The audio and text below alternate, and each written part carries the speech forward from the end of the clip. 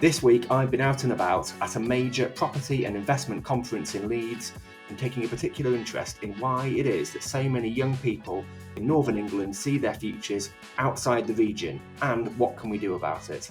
But there's loads of Northern politics news to digest also on a week where two of our best known Northern Metro mayors, Tees Valley's Ben Houchen and Greater Manchester's Andy Burnham, have been making national headlines for very different reasons.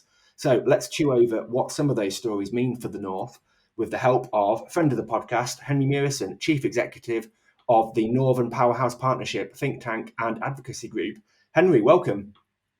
It's great to be back, Rob, and thanks for having me back. I wasn't sure if I No, you are always welcome on the podcast, and I see that you're joining us from the top of a swanky Leeds hotel, because you're at the same conference, aren't you? The UK infrastructure and infrastructure conference. And yeah, very much on the fringes, meeting politicians, but also working with a number of our businesses and other stakeholders to make the case for the investment we need. And yesterday, my colleague Sarah was in the conference itself, talking to a group of young people along with the chief exec of Bradford Council, Kirsten England, and another panel supported by Atkins, who'd worked with us on the report, who'd led that piece of work. So it's been an interesting and busy week for us, but obviously also other things going on, Rob, as you say. Absolutely. So yeah, to give the event its full title, it's called the UK's Real Estate Investment and Infrastructure Forum. That's a bit of a mouthful, so it's known as UK REEF. And I was there earlier this week, and it's really a very big event, more than 5,000 people in attendance, all kinds of networking going on between political and business types that I saw as I was walking around. But as you alluded to, Henri, one of the things that has come out of it is this new report that's been launched this week into a subject that, I mean, it's really as old as time, the so-called brain drain from the North that sees talented young people leave to make their lives elsewhere because they believe, perhaps rightly in a lot of cases, that there aren't opportunities to thrive where they live. So your organisation, Henri, and Atkins, a consultancy firm, launched this report, and the headlines are that of the young people who were surveyed, 44% plan to leave the north of England, and only 29% expect to stay in the region. And it's young people living in towns rather than cities who feel the lack of opportunities most keenly. I mean, it seems like an obvious point, but I mean, this is why the levelling up agenda, such as it still exists, why it matters, isn't it? I mean, we'll know we're making progress on this when young people feel they can stay where they live in the north and still have a good life. I think that's right, Rob. And I think what was noticeable was the different view of people who lived in towns about the opportunities available to them. But obviously many towns in the north of England are in geographic proximity to a major city, but the transport links to get them to the opportunities aren't necessarily there. And I think my reflection would be that I think you are never going to create the same opportunities everywhere. And in fact, in some sort of more outlying places, the opportunities in, for example, net zero in a place like Blyth or across in the nuclear sector in West Cumbria, those are also unique opportunities only available in those places. So you can't, or for example, the opportunity to be involved in building nuclear submarines in Barrow. I mean, that doesn't exist anywhere else in the north of England, but it does exist in Barrow, but not much else that might be considered to be those aspirational opportunities is there. So I think that my sort of challenge to anyone really is, why have we not connected up the north of England better? Why have we not made it easier for people to access the opportunities that exist? And why do we keep wondering why our productivity is so much lower? So although some parts of the north of England, like parts of Greater Manchester and some other northern cities, have closed the gap, have kind of started to see real productivity growth, particularly in the case of Greater Manchester, have managed in the last sort of decade and a half to close the gap with London. But that is where there has been some investment. I think the challenge is in many places, towns are still far too disconnected from even their nearest city. And that's before we get to the point of the work of what Northern Powerhouse Rail and the wider Transport for the North strategy was always hoping to deliver, which is connecting people to more than one city easily from where they live. And unless you're one of the 10,000 people who live in the centre of Huddersfield, without Northern Powerhouse Rail, it's impossible in a reasonable time to get to any number of northern cities. But we want for millions and millions of people the same opportunities that currently accrue to 10,000 people who live around Huddersfield Station. And that's, of course, when the trains are running, Rob, but that's maybe a discussion for a different podcast. But the theory of kind of agglomeration economics relies on people actually being able to get to the opportunities where they exist. And the reason we don't have just a sort of a skills or a wider aspiration problem in the north of England that affects young people. The issue is whether they can afford the transport to get to college or whether they can then actually have the services to get them to the jobs that exist is the primary issue economically. And we've got to address that if we're going to address any of the other issues that then come from that, because they're all linked to it. Do you mean we have a labour market that's far too small, that's far too disconnected, even within city regions? That's even before we try and work out whether across even the M62 corridor we could start to see a lot more commuting between cities, which at the moment, apart from between those sort of twin cities like Leeds, where I'm sitting, in Bradford, that does exist largely by car. But once you try and drive any further than just Leeds or Bradford, that sort of city-to-city commuting becomes really challenging in the north of England.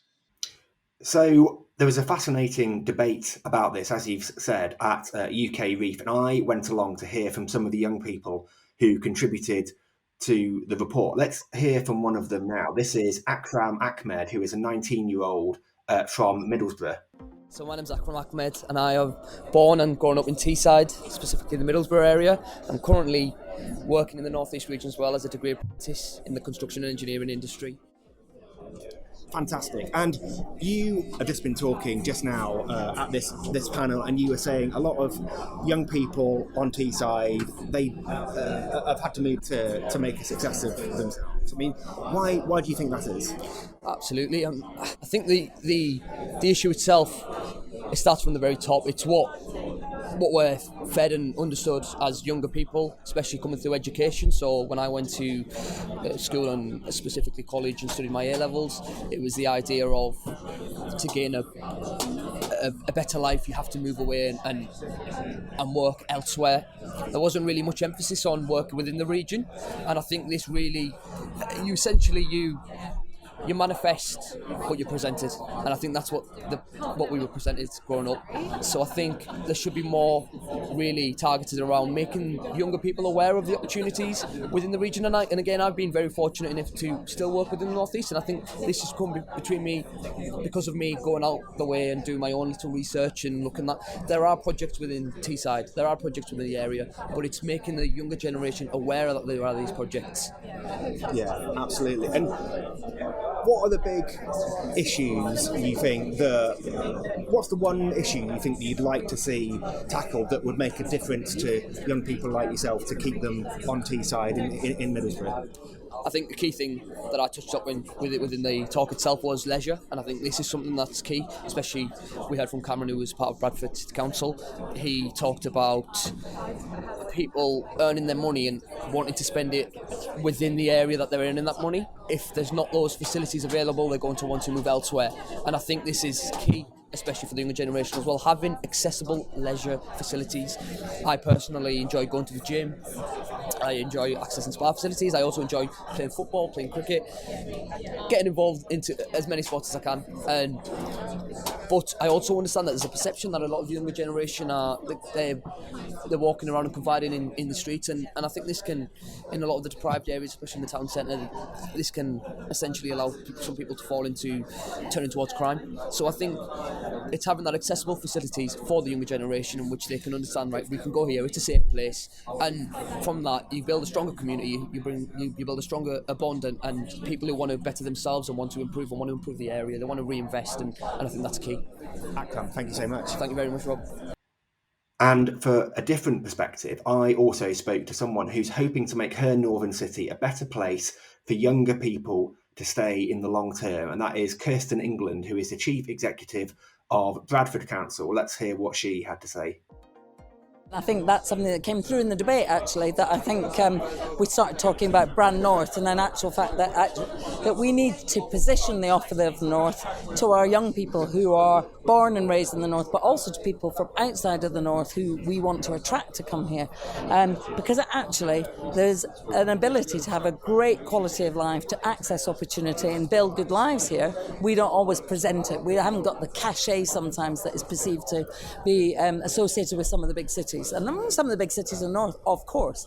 But London is a huge magnet, isn't it? People still see it as a place of opportunity, if not paved in gold. Yeah, and so there's a lot of work. I think there is a lot of work to do on Brad North, making it sexy, cool, full of opportunity, a brand you want to associate with. But beneath that, I think there are some real structural issues we've got to tackle, and we heard about some of these today powerfully from some of the young people. I mean, transport's right up there, isn't it? Just if you live in a smaller town or a rural area in the north with an infrequent, unreliable bus service, no train connections, and you aren't of an age or you haven't sufficient income to access cars, and let's face it, we don't want people getting in cars anyway, then you are in a really difficult place in terms of accessing opportunity. And we also heard from a panel member, where one of the members of their family who had an opportunity to go work, as it happens for Nissan, but it was a 3-hour bus journey, ended up going working at McDonald's. Well, that's not a great outcome for young people, and there's much more we can do around the transport agenda. And indeed, some of the mayors and the city regions are beginning to move on agendas such as bus franchising. But I also think we have to be in the innovation space about kind of funding people's access to cycles or scooters, to using more like the Uber model of car sharing as well, and thinking differently about we're moving into the future. But also what came through that was the concern about the kind of the fuel that we use in our public transport, and can we actually kind of pivot into the electric buses, and obviously a topical issue with the kind of anxieties there are right now about battery production. So we're talking about what we're doing on that locally and regionally, as well as around the hydrogen agenda. So yeah, lots around, and it's a big structural issue. And then I think beneath that, I think for me, because I think one of the things that was quite powerful, I thought, was people not feeling that their education had equipped them for the jobs of the future, and not enough people being really confident they got a high quality education, despite the fact we have many and good higher education institutes in the north. And I think what that speaks to is sometimes the lack of connection between employers and education providers, and the relevance of the curriculum, and really thinking upstream and thinking flexibly, and finding and providing different routes into further and higher education. Yeah, like degree apprenticeships, we need to massively increase the amount of those that are available. So those are two big things that came through for me. Now, Bradford, famously the youngest city in Western Europe. Was it Europe as a whole? I think it's Western Europe. Yeah, you're absolutely right. Let me check, but it's certainly in Western Europe. And so you, I guess, know more than anyone about the challenges that face a younger population, but actually there are quite a few good and positive things going on in Bradford, aren't they? I mean, obviously there's a city of culture coming up in a couple of years. Just tell me about some of the things that your city, your council is trying to do on this issue. Well, I think the first thing to say is to see that demographic as a huge asset for us. So I, got us on the front foot by talking about us, hyper young, 30% under the age of 20, digital natives, right? Speaking 150 languages, so globally connected, and from a very entrepreneurial kind of culture, most people. So what is not to like about that? And that's proved to be a huge attractor. Yeah, it certainly was critical in securing Channel 4's decision to locate its national headquarters in the Leeds City region. Alex Mann said she wouldn't come to West Yorkshire, to Leeds, without Bradford in the equation, because the future is about understanding that demographic and working with it. Currently working on PwC's plans to have their growth hub in England in Bradford.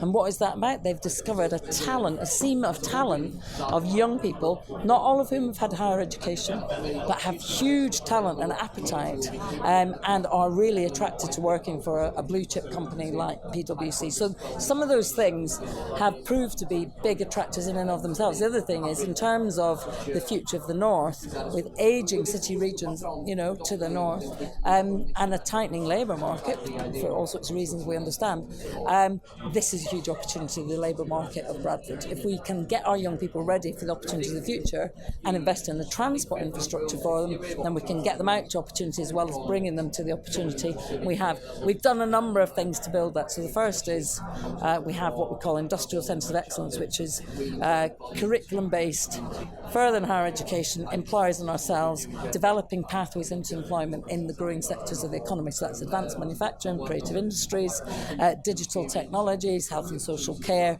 and so on. We've got about 11 of these, and they're private sector led. And so tightening that relationship has been really important to us. The placemaking we're doing is all from the lens of a young, diverse population. Safe spaces, places, start-up, low cost of entry spaces, as well as high quality venues and spaces. Retaining investment in our youth service. So we still have youth service, not many local authorities do, but we've remained committed to that. And then the final thing is we built the bid for City of Culture on with our young people. They produced the programme. They're going to co-create the programme that we deliver in 2025. So it's authentically of us, about us, but for the world. And that's a very attractive energy, really, to bring to the market. And so it's proving. Now, obviously, everyone in this room, in this pavilion today, knows about the importance of this issue, this agenda. I'm interested in your view about whether this issue is is a big enough topic on the agenda nationally. Does the government care enough about this? Do our big businesses care enough about this to really move the dial? Like, people talk about the levelling up agenda. It's obviously a key part of that. Yeah. It feels to me a bit like it's not quite so high on the national priority list maybe as it used to be. No. Does it need more than people like us talking about this to make meaningful change on it? Well, it needs all of us talking about it, doesn't it? Absolutely. And I mean, an interesting thing in the report was how many young people had, one, they'd heard of levelling up, two, they didn't think it was being delivered or delivered for them, right? So there is clearly a credibility gap on that basis. I think it's probably true to say there isn't sufficient national attention to this yet, or investment really in children and young people generally, I would actually say, for some time now. However, what I do think is our employers are increasingly alive to it.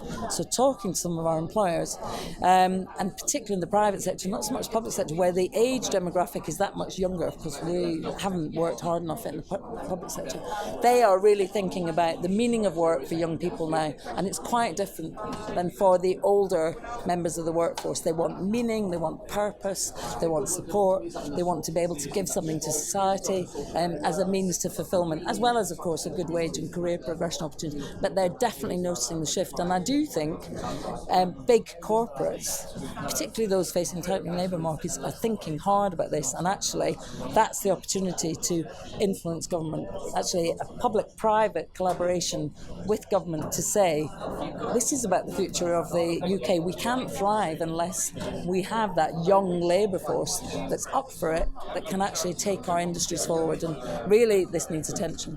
Kirsten, thank you. So there you have it, some reasons for optimism, but also a lot of work to do to make young people feel like they don't need to move to London or elsewhere to make the most of their lives. Now, it's interesting, one thing I noticed in this report is that young people like Akram, living on Teesside, actually do feel a bit more optimistic about their life chances than in other parts of the north. And it's interesting because that part of the world, Middlesbrough, Redcar, Stockton, has been at the centre of a political storm this week over the way a huge regeneration project in the area is being run. Just to explain for those who aren't familiar with it, Teesworks is the name of the huge industrial zone on the site of where most of the area's steel industry used to be before it collapsed in 2015 with the loss of thousands of jobs. And the aim is to turn what is Europe's biggest brownfield site into a home for thousands of green jobs in sectors like hydrogen and offshore wind. And it's been designated a free port by the government, which means firms based there aren't subject to many taxes and regulations. Tens of millions of pounds of taxpayer cash have been sunk into the area to clean it up, ready for big business to move in. But there are growing concerns about how the body in charge of the area, which is the South Tees Development Corporation, is run, and why two local developers, Chris Musgrave and Martin Corney, have had their stake in the company increased from 50% to 90% with no proper tendering process. There's also questions about how much money the pair have actually invested in the area themselves so far. It's a story that's really gathering pace, I think. We've seen exposés by the likes of the Financial Times and Private Eye. BBC Newsnight ran a special piece on it this week. And the Tees Valley Mayor, Ben Houchen, someone the government constantly lauds as an example of levelling up in action, is on the defensive, I think it's fair to say, over the way things have been handled, and has been forced to call for the public spending watchdog to investigate the whole thing, to hopefully, from his point of view, try and put it all to bed. Now, Henri, I know that in your role, you speak to a lot of businesses and get a sense of how they're feeling about sort of political developments in the north. So what do you make of this? How is the business community feeling about this whole thing? Is it very damaging for Ben Houchen and his vision for Teesside? Well, I think that businesses are keen to see the utmost transparency, and I think there was a separate article I know by the Telegraph who'd spoken to some of the businesses or had briefings from some of the businesses who were getting involved with one of the developments of Teesworks, including BP, and assurances they may have asked for. So I think every business who might be looking to invest will want that transparency. And obviously, Ben Houchen has also been here this week talking to businesses. I know also talking to some journalists seeking to explain or to justify some of the things that have been called into question. I think my reflection would be that the fact that both the Metro Mayor and a number of his critics politically have all kind of agreed and calling for a National Audit Office inquiry. I think the Secretary of State needs to authorise that, though, and I don't think Michael Gove has done that yet, even though the Select Committee, the Business and Trades Chair, I know on the day of Jen Williams' piece from the FT that you referenced, had asked for such an inquiry as well. So there does seem to be growing calls for that. And I think that's in everyone's best interest, because as an organisation committed to securing more powers and responsibility for local places, that needs to come with accountability. And I think there has been a misnomer that this has all been challenge or critique from people who are somehow kind of all linked to the Labour Party. I don't think Private Eye is attached or has any affiliation to any political party. It certainly never has in many years it's existed.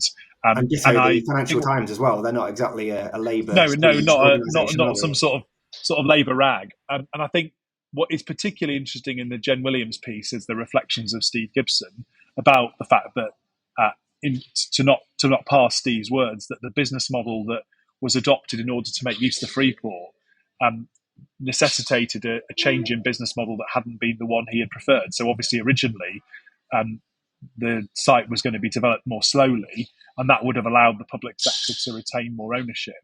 It was in response to the Prime Minister, the then Chancellor's offer of a Freeport, that the business model was changed. And so I don't think in the political to and fro, and obviously there will always be arguments, I'm sure, between politicians of both parties about this project and about the way it's been managed.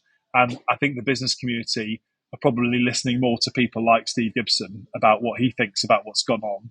Obviously a very respected business voice himself, a politician in his youth, as I suppose I was, but who has very much now supported politicians of all sides. I think he backed Sue Jeffreys and subsequently Ben Houchen at various times. I mean, so not in any way a partisan actor, but probably someone who has at various times still taken an interest in politics, and is a keen observer himself of these matters, and obviously was also on the board of the Development Corporation, which I certainly don't have first-hand knowledge of, and many business people won't either. So I think it's a really important issue that is dealt with properly, Rob, because I think it is in the best interests of not just the combined authority in the Tees Valley, but actually of the wider devolution movement, that where there are questions raised about whether due process has been followed, whether, for example, the monitoring officer was in the room when decisions were made, a number of other issues which do sound to me quite legitimate areas for further investigation and clarity to be given, that should happen. And I think it does hopefully send a message to local leaders that the things that Michael Gove's been doing, for example, to recreate something a bit like the Audit Commission, which those of you old enough watching and listening to date back in their interest in this area to the time I've been in it, that clearly having an independent body of politicians, both locally and nationally, but is responsible for ensuring that local decision-making is subject to legitimate checks and balances, that all seems very reasonable to me. And it was particularly notable, actually, you allude to Andy Burnham as well, and the Trailblazer deals where there are more safeguards added, and the same's true for Andy Street. And I think with greater powers, as we do more devolution, needs to come greater checks and balances. And I think that is the right approach. So in a way, democracy will, in the end, be the arbiter of this. There's a mayoral election coming up. The people of the Tees Valley will make a decision about whether or not Ben Houchen has behaved rightly or wrongly. And I think question marks over criminality, etc., corruption. All of that is maybe slightly separate to the questions of whether best value for the taxpayer is being delivered and whether the decisions made were genuinely in the public interest. And those questions do also have to be answered. So this isn't simply a question of, is anyone going to prison or not? Do you mean if decisions were made that were not in the public interest, then whether or not that was criminal, I think people still have a right to know what did or didn't happen. Yeah. I mean, it feels to me, obviously, like you say, there's been a lot of political to and fro on this, and perhaps more so because it's in Teesside than you might expect in other parts of the country. It is a particularly the sort of political debate there is particularly partisan, I think, and I guess that's because when, you know, like, as we mentioned previously, Ben Houchen is cited by the Conservatives as an example of levelling up inaction in the north, and when you know, political brochures are being put together by the Conservatives next year in Northern England, you'd imagine Ben Houchen and what's going on in the Tees Valley will be fairly prominent amongst those. And if there's still a whiff of corruption or cronyism attached to this flagship project, it's going to be quite damaging. And I think it seems inevitable there's going to have to be some form of inquiry. I know the National Audit Office they can't do anything by themselves. They have to get the go-ahead from Michael Gove to trigger a specific piece of legislation that allows them to investigate. But I wonder how categorical that will be. I mean, obviously, you remember not that long ago, there was an inquiry, seemingly independent inquiry into this mass die-off of crustaceans off the Teesside coast, which came back and said that, you know, dredging at the Freeport wasn't responsible for all these crabs dying. But it doesn't feel to me like that has put the argument to bed, really. And like the people who believe that something dodgy has gone on still believe that, and the people in favour of it still back it. So because of the partisan nature of Teesside politics, whether any independent investigation will be the end of the story or not, I guess that is a whole other question. So let's move on from that to Greater Manchester Mayor Andy Burnham, perhaps the anti-Houchen, who's been very busy this week. He's launched something called the Manchester Baccalaureate, or MBAC, to help the 2/3 of local students who don't want to go down the traditional academic route to get a degree. So the aim is that young people will get the option of studying job-friendly technical subjects instead of taking on debt to go to university. And going back to what we were talking about before, Andy Burnham hopes it will mean youngsters in the region don't have to leave to further their education or careers. So this MBAC would run alongside the existing English Baccalaureate, which is a set of subjects opening up opportunities to A-levels and university, open it up to maximise student chances of getting jobs by guiding them towards subjects like engineering, business studies, and art and design, alongside the core subjects of maths and English. Now, the idea has had a lot of support this week, but also some negative reaction I've seen from a few quarters. I mean, you've looked a lot at, you know, the kind of skills that our young people need to take on the jobs that, you know, will help the northern economy. Is this a good idea in your book? Well, I think it's really, you need to look first, don't you, at what the logic of this is, which is that, as Andy has highlighted, and many of us, again, with showing how long my memory is getting for public policy, will remember the 50% target for people going to higher education was a Blair-era initiative. And one of the critiques of that at the time, I think the most interesting critique, well, what was the offer to the other 50%? And at the time, there was an offer that was about trying to give an equivalent and as meaningfully transformative offer to those young people who choose not to go to university. And fundamentally, we've not delivered that across the country. So I think what Andy, I mean, most of the critique of this has been about whether at 14 you should be asking young people to make decisions which potentially take them away from a rigorously academic curriculum. And I think that's a legitimate area for debate amongst kind of policymakers and education.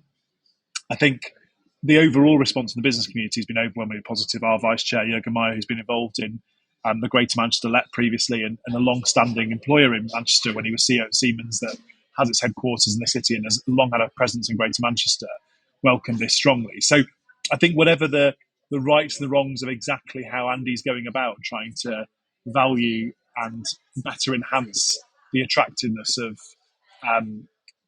work-based routes.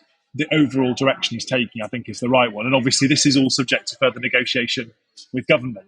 And anyone who listened to Andy's interview on the Today programme will know that he was quite open about how what he was trying to do was start a conversation with government. So those details about exactly how hard-coded this route is for people at 14, and also about the, I suppose, the challenge more widely that we have with getting young people into T-levels is that the challenge is that the rigorous academic nature of T-levels is a challenge, because not all young people who want to work in, for example, the tech sector would have a good enough English and maths grade to get them onto a digital T-level, for example, which isn't just offered in Greater Manchester, also offered at colleges like that in Blackpool, for example. So I would say that if Andy wants this system to work for young people, I think the concept of a pathway that's rigorous and leads to great outcomes at the end for young people who are choosing not to go to university is a brilliant idea. I think the devil is in the detail, the fact that for many young people who are not going to get the required grades in English and maths at 16 from the current English and maths qualifications, what happens to them? Because without, for example, access to BTECs, which are offered at great courses and colleges across Greater Manchester, like Hotwood Hall, just around the corner from Atton Valley, which is going to be a huge place for growth and opportunities in Greater Manchester outside the city centre. Well, what are we going to do for those young people who turn up at Hotwood Hall and can't do those great T-level qualifications? Because the irony of a T-level is you basically need the same entry requirements as you would need to do A-levels. So the real issue is for those young people with huge potential, but as we know, often from long-term dispassionate backgrounds, don't do as well in their GCSEs as they probably have the capacity to do because of all the barriers they face and the challenges they face. What are we going to do for them? And I think that's where I would put probably more of my focus. So I don't disagree with the direction. I think lots of educationalists and those like Alan Francis himself, obviously a college leader in Greater Manchester, the chair of the Social Mobility Commission, I'm sure we'll all, us kind of wonks who like to talk about education skills policy, will have lots to pore over. But our intention is absolutely working with our education skills advisor, Frank Norris, who used to run the Carp Academies chain based in Manchester, and with all the businesses we work with, is to try and make this a success and to help Andy and the government come to an agreement that reflects not just what the combined authority and government might want, but reflects the interests of learners across Greater Manchester, and is absolutely supported by the business community and the further education colleges and the other learning providers, all of whom have a really important role to make this a success. Thank you. Now, I see also that Andy Burnham seems to be in the middle of a long-running feud, which I wasn't aware of, I must admit, with the Labour leader, Sir Keir Starmer, judging by an interview he gave on Times Radio this week. He basically said that Sir Keir's aides are seeking to undermine his work as Mayor of Greater Manchester through negative briefings to the press. And he said that whenever I go out there with something positive, the negative Westminster briefing machine somehow flicks it into gear. And all I'd say to Keir Starmer is leave me alone. I've been out there being supportive of the party and working for a majority Labour government, as everyone is. I was quite surprised by this. And you'd imagine, like with Ben Houchen, that for Labour, Andy Burnham's achievements are going to be a big selling point at the next election. So what should we make of the fact that they seem to not like each other very much and are sort of trying to undermine each other? I mean, I think in the end, clearly there's been a lot of speculation about Andy's ambitions at various times since he's left the Westminster kind of political establishment, which obviously he was a member of, right, for a long time. So he's been in that world as well as now being in our world, if that makes sense, here in the north of England full time and present as well as the way he is. I mean, at last party conference, clearly some of his remarks were interpreted as being critical of Keir and of the leadership, and I'm sure that may have left a bit of bad blood. As he alludes to, I don't think it's from Keir personally. I think he was saying some of those are around Keir Starmer. I think there is a natural challenge, which is that as a popular, undoubtedly very successful politician, Andy Burnham won every council seat in Greater Manchester when he stood for mayor. Again, the second time, we had analysed the results at the time and done quite a lot that showed that particularly middle-class voters across Greater Manchester switched to Andy Burnham in huge numbers. It wasn't in the the sort of most deprived parts of Manchester. He was getting Greater Manchester. He was getting the biggest swings. It was in prosperous middle class parts of the conurbation. And reflecting further on that, clearly, lots of people kind of look to Andy nationally as a figure of leadership. And for any politician who's leading the opposition, it's a really hard job, and you don't have any real power. Andy has real power, and I think that in the end, this will lead to a much more grown-up relationship as the kind of memories, particularly of last party conference, start to fade. I'm sure this year maybe there's a different tone in how that dialogue happens, and less of that kind of feeding of the speculation frenzy. Particularly because it's looking more and more likely there might be a Labour government. Maybe there will be a lot less speculation about Andy's leadership ambitions. Then you could see the spirit that certainly surrounded the Gordon Brown paper. And obviously Gordon Brown, when he was doing his devolution work, worked really closely with all the mayors, including Andy and Steve, who I know spent time particularly with Gordon during that process. So I don't think that there's an irreparable breakdown in relations. I think it's more that there are natural tensions between someone who stood to be leader of the Labour Party twice and has a lot of power now, and someone in Keir Starmer who might have a lot of power in the future, but in reality hasn't really got the power to do very much. Do you mean it's probably one of the worst jobs in not just in politics, but in any walk of life, to be leading the opposition with all that focus on you, but no ability to actually do anything? And so I think in that maelstrom, I think it's perfectly possible that relations will be patched up. And I think there are those like Lucy Powell, obviously long-standing political friend and ally of Andy Burnham, very much a loyal member of the Shadow Cabinet. And so I think it's perfectly possible that working through those people who do have really strong relationships and long-standing personal relationships, that the Labour Party team in the north of England can come together and fully back Keir Starmer's leadership into a general election campaign.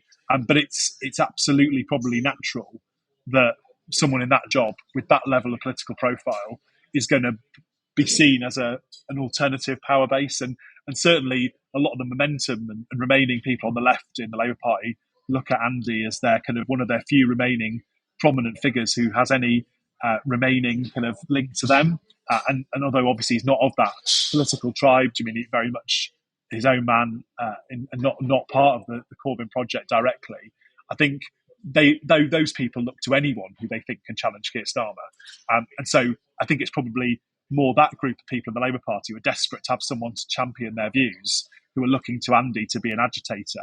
I don't think that's what Andy wants to do at all going forward. And as we get close to the election, any talk of kind of who might replace Keir Starmer will probably dissipate to a very quiet background murmur, rather than be anything that we might see prominent, particularly at this year's conference.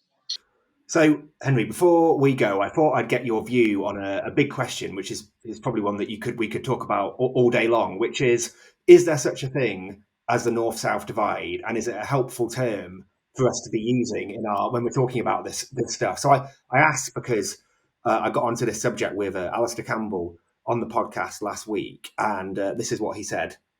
Obviously, Tony Blair was a MP in a northern seat up in County Durham, and I'm interested in what his view was of the issues that are quite commonplace to talk about now, sort of levelling up, I guess, is about regional inequalities and how a child born in one part of the country has worse life chances than a child born in another part of the country, you know, the North-South Divide, that kind of thing.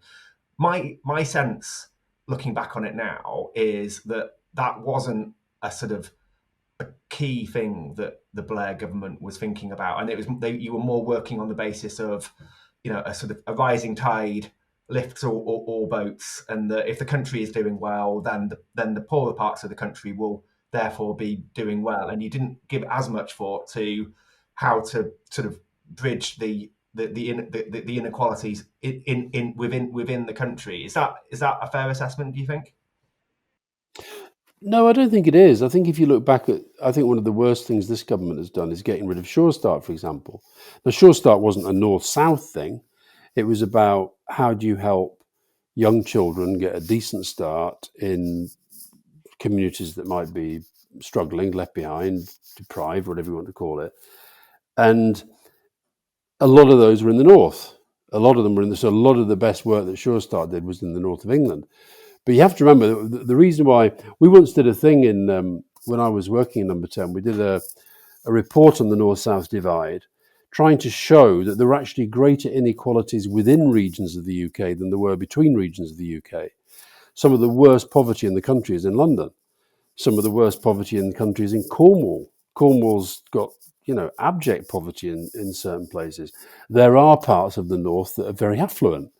And I think it's dangerous to have this sense. I don't like the phrase the North-South divide, because although I understand why people use that phrase, and they basically mean that the power is in the south, that the money is in the south, the population often is in the south. But at the same time, there's a danger that it limits the potential and the appeal of the north. So I think it's important to understand that sense. I think we were about addressing inequality, and inequalities were at their most, at their worst, often in the poorer areas of the north. But we were doing it through some of these national programs. Another one I would mention is New Deal for Communities, or the New Deal for the Young and Employed.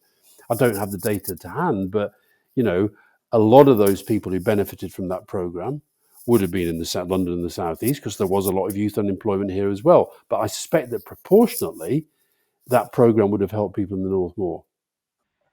And actually, I went to see Alastair Campbell doing his Rest is Politics live show in Harrogate this week, and he repeated that, as did Rory Stewart, who obviously was an MP in Cumbria. So, I mean, personally, I do think that the North-South divide as a phrase is quite useful, because it neatly captures the fact that there's far more poverty and poorer skills and lower paid jobs and worse transport in the north than in the south, particularly the southeast, even if there are pockets where this isn't the case. But I mean, I'd be interested in your take. Is it too general a term to sort of have any real use? I think it's interesting, and clearly, I mean, Alastair was in government with the then Deputy Prime Minister John Prescott, who set up the Northern Way, right, which was one of the first efforts to start to solve some of those northern productivity problems. I mean, the early work on Northern Powerhouse Rail was done under a new Labour government. It wasn't started under George Osborne. I mean, he picked up something in the work of Jim O'Neill that had been done independent of government, and a lot of the thinking that had actually happened in the civil service, led by Andrew Lewis, the incoming chief executive at Liverpool. So this has all got a long history. I think I would agree with Alastair to the extent that every one of these phrases is an abstraction. I mean, the red wall is used to mean any Labour seat that was ever won by the Conservatives in the north of England, regardless of the fact that actually there'd been Tories in the north of England for quite a long time. and there's been marginal seats like Keighley, where Alastair's from, a long time, that have changed hands over the years, completely different to places like Blythe or for example, in the Yorkshire context, some of those more traditionally red wall seats, like in South Yorkshire, that went Tory for the first time, like down in Rotherham district. So I'm kind of the view that everything can be an oversimplification. But when we talk about educational attainment in the north of England being a particular problem, we are particularly focused on those most disadvantaged places. And it's not made up that we have more of them, or that the educational issues, even when you account for the different socioeconomic background, that long-term disadvantaged kids in the north of England do worse. And there's ethnic reasons for that. But in the Midlands, particularly the West Midlands and the north of England, it's more heavily concentrated than other parts of the country. So I think that if Alastair spent the time that we spend studying these matters, he would probably also understand that although the North-South divide might not necessarily accept the fact that there is inequality in London, that's essentially a distributional problem. What can you do to ensure more of the prosperity created in London accrues to some of the poorest paid people? As Richard Leese always said in Greater Manchester when he was leader of the City Council, in order to redistribute money, you need to first have growth. I mean, you can't redistribute when you don't have any economic value to share around. And I think when there's still an £8,000 a year gap between the average earnings of people in the north and the people in London, there is absolutely a north-south divide. But there is also an inequality problem in central London and outer London that is significant. There are inequality issues in every major city in the north of England, over and above some of those wider economic problems, and they interrelate with each other. So absolutely, I want a more prosperous north of England, as we become more prosperous, to particularly benefit those who are some of the poorest and most disadvantaged, particularly to influence the life chances of the young people growing up in those households. And I think that's a more sophisticated way to engage with this debate. I think Alastair probably having lived in London a long time, is falling into one of the traps, which is to misunderstand that the North's political agitation and economic agitation for change is not a seeking to ignore the problems of London. Actually, I spend a lot of time with Business London and with people in London thinking about their economic problems as well. And actually things like devolution, which would be a big help, like the Trailblazer deals to places in the north of England, would also benefit Greater London. And in our work on fiscal devolution, in fact, in all our work, we often account for what is the London element of what we're trying to achieve, because our common enemy is not London.